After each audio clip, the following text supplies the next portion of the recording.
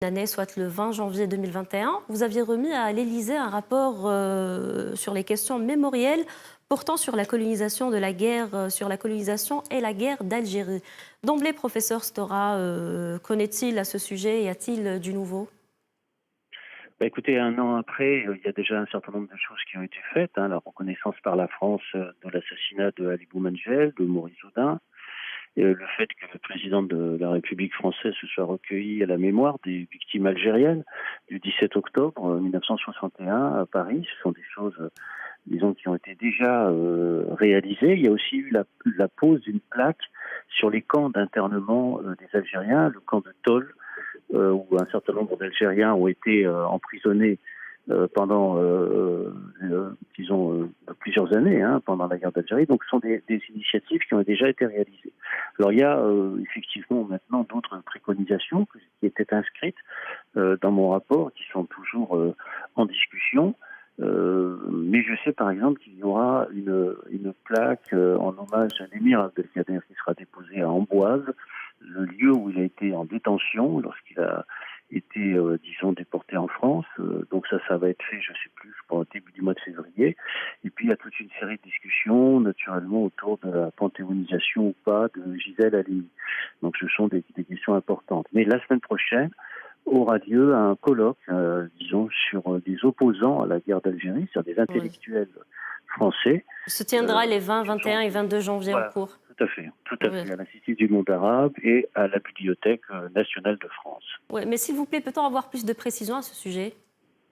Sur le colloque, eh bien, Oui. il y aura disons, une quarantaine de participants, donc qui traiteront, disons, d'un certain nombre de grandes figures, hein, qui se sont opposées à la colonisation. Alors bon, on peut citer les noms des figures dont on parlera, bien sûr, comme Pierre Vidal-Naquet, comme Gisèle Halimi, Henri Alais, André Mandouze, bon, tous les intellectuels français, comme François Mauriac aussi, hein, qui avait écrit le premier article, hein, sur la torture pendant la guerre d'Algérie. Donc il y aura un certain nombre d'historiens, donc, qui interviendront sur chacune de ces figures pour donner, disons, une image, disons, de la France qui n'est pas simplement, disons, l'image d'une France qui a occupé, torturé, etc., mais de ceux qui ont refusé cette période très sombre de l'histoire intérieure française. D'accord, professeur Stora, cette année, les deux pays ont aussi un rendez-vous ou un événement symbolique. En effet, 2022 coïncide avec les 60 ans de l'indépendance algérienne et ce rapport ébauche une nouvelle approche des relations entre la France et l'Algérie. Mhm. Oui, Oui, c'est une approche bon qui a été aussi beaucoup discutée, hein, aussi beaucoup critiquée, parce que moi mon approche était une approche de type réformiste, hein, c'est-à-dire de prendre des questions les unes après les autres et de voir si on pouvait réaliser des choses d'abord sur le plan franco-français, hein, parce qu'il y a des histoires qui sont des histoires franco-françaises, comme l'histoire des harkis par exemple, ou des pieds noirs, mais il y avait aussi la possibilité, pourquoi pas, de faire des choses entre la France et l'Algérie, par exemple sur les archives, sur les essais nucléaires, sur les disparus. Enfin, ce sont des choses qui sont importantes et on pourrait toujours espérer peut-être un jour réaliser ces choses-là en commun, puisque ce sont encore des programmes qui n'ont pas encore été véritablement mis en œuvre.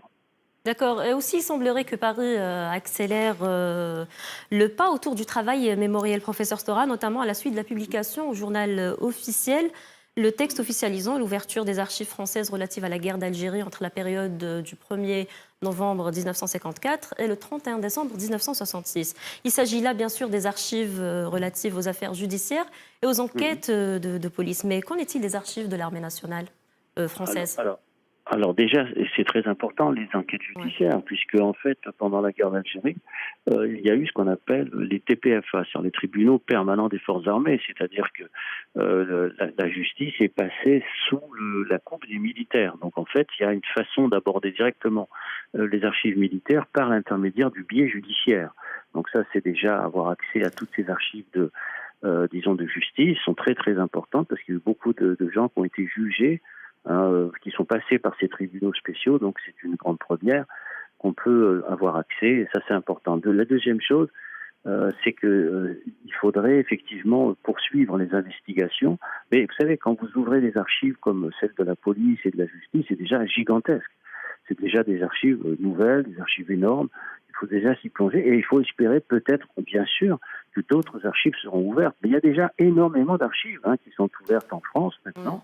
Et il y a beaucoup de chercheurs qui travaillent dessus depuis plusieurs années. Ça va accélérer, bien sûr, la production de travail scientifique. Et espérons, bien sûr, aussi que des chercheurs algériens aussi pourront venir. C'est pour ça que dans mon rapport, j'avais proposé la possibilité, disons, de visa, de va-et-vient pour les chercheurs, des visas de longue durée, pour les chercheurs algériens qui puissent venir travailler en France sur ces archives-là, qui sont déjà considérables. Il y a j'allais presque dire, entre guillemets, des kilomètres d'archives déjà à explorer. Donc, plutôt que de dire qu'est-ce qui manque, qu'est-ce qu'il faut faire, etc., il faut déjà voir ce qui est ouvert maintenant.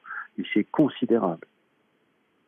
Les archives, elles étaient quand même de droit non consultable pendant plus de 70 ans, sauf en obtenant une dérogation. Mais quelles vérités seront dévoilées, notamment suite à la décision d'ouvrir les archives avec 15 ans d'avance? Ah, vous savez, ça, c'est aux chercheurs de le faire. Moi, vous savez, moi, j'ai beaucoup déjà exploité des archives. J'ai 71 ans aujourd'hui, donc j'ai travaillé pendant une trentaine d'années sur des archives. Donc, il y a une nouvelle génération maintenant qui va arriver et qui va travailler. Donc, moi, je ne sais pas ce qu'ils vont découvrir. Mais vous savez, il ne faut pas tout attendre des archives de l'État. Il y a aussi des archives de mémoire personnelle, Oui. individuelle, d'acteurs qu'il faut recueillir avant leur disparition. Moi, c'est ce que j'ai fait aussi dans mon travail. Par exemple, quand j'ai fait mon dictionnaire biographique des militants algériens, j'avais à l'époque, dans les années 80, pu croiser les archives d'État avec la parole des acteurs, puisque j'avais rencontré une cinquantaine d'acteurs du mouvement national algérien pour faire ce dictionnaire biographique. Donc il ne faut pas tout attendre des révélations d'État. Il faut aussi croiser toutes les sources. Bon, c'est le travail classique, bien sûr, des historiens qu'on peut croiser aussi avec la presse de l'époque et la presse militante, qui sont naturellement des moyens d'investigation très importants. Donc les secrets, entre guillemets, sur par exemple les disparitions, les exécutions, ne se trouvent pas forcément dans les archives d'État, mais il faut croiser avec d'autres sources. Oui, professeur Stora, il y a aussi les archives secrets. Hmm. On en parle très très peu, mais qu'en est-il à ce sujet? Les archives, pardon, j'ai pas Les compris. archives secrets. Les archives secrets, je comprends Oui. pas. On parle des archives privées. Ah, les archives privées, Oui. pardon. Les archives privées, ce sont, vous savez, en France comme en Algérie, ce sont des gens qui, à titre personnel, autorisent les chercheurs à venir consulter leurs archives familiales. Donc ça, c'est naturellement très très important. Moi aussi, j'ai beaucoup travaillé sur les archives familiales dans les années 70-80. Où j'ai travaillé sur les archives, bien sûr, de Bessali, par exemple, qui sont des archives privées, des archives familiales, qui m'ont été d'un très grand secours pour faire ma biographie. Les archives privées aussi de Ferhat Taba, de sa famille, avec les vieux militants de l'UDMA, qui étaient encore vivants à cette époque-là, pour faire ma biographie qui est parue dans les années 90. Donc les archives familiales, les archives privées sont effectivement des sources considérables d'archives. Mais vous savez, c'est pas simplement le cas en France. Il faut espérer qu'en Algérie aussi, un certain nombre de militants puissent donner leurs archives ou permettre aux historiens de consulter les correspondances, les journaux intimes, etc., etc. Et puis, professeur Stora, vous avez récemment publié une bande dessinée sur les Juifs Mhm. d'Orient et vous êtes également le commissaire général de l'exposition Juifs d'Orient à l'Institut Mhm. du monde arabe à Paris. Pourquoi avoir Mhm. choisi ce moment précis? Est-ce une sorte de retour aux sources? Non, c'est pas moi qui ai choisi, c'est une commande, comme on dit, c'est une demande qui m'a été adressée. Maintenant, il n'y a pas de retour aux sources. Quand j'ai toujours travaillé sur ce qu'on pourrait appeler, entre guillemets, le monde indigène. J'ai Oui. travaillé pendant plus de 20 ans sur le nationalisme algérien, donc de l'étoile nord-africaine jusqu'au FLN, en passant par le PPA. J'ai parlé tout à l'heure de mon dictionnaire biographique de 600 militants que j'ai établi tout seul dans les années 80.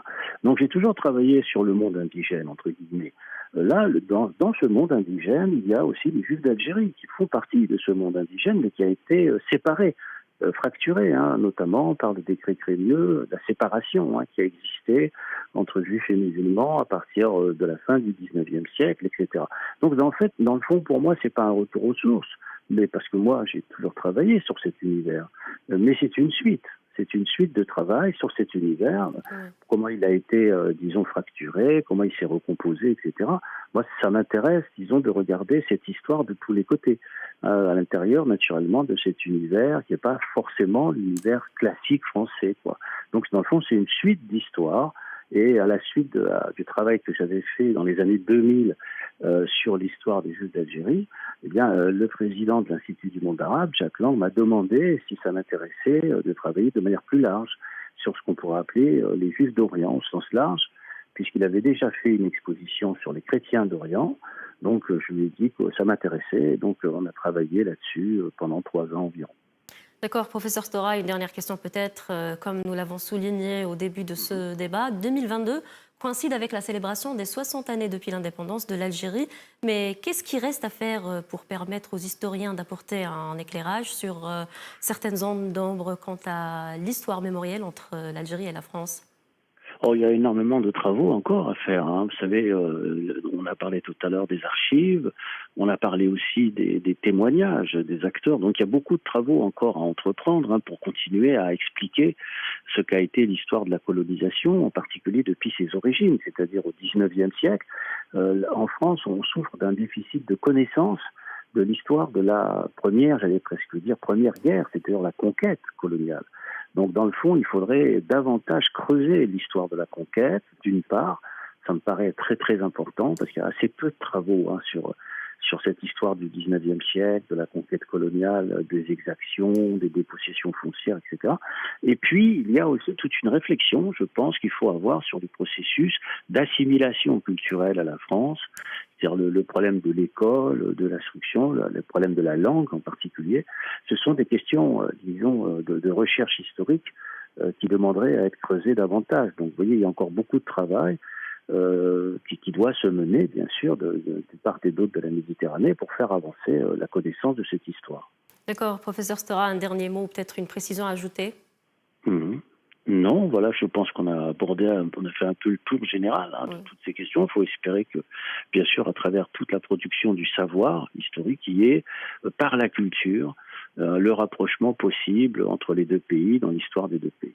D'accord, professeur Stora, merci pour toutes ces précisions et merci d'avoir été avec nous ce matin. Merci. Je vous en prie.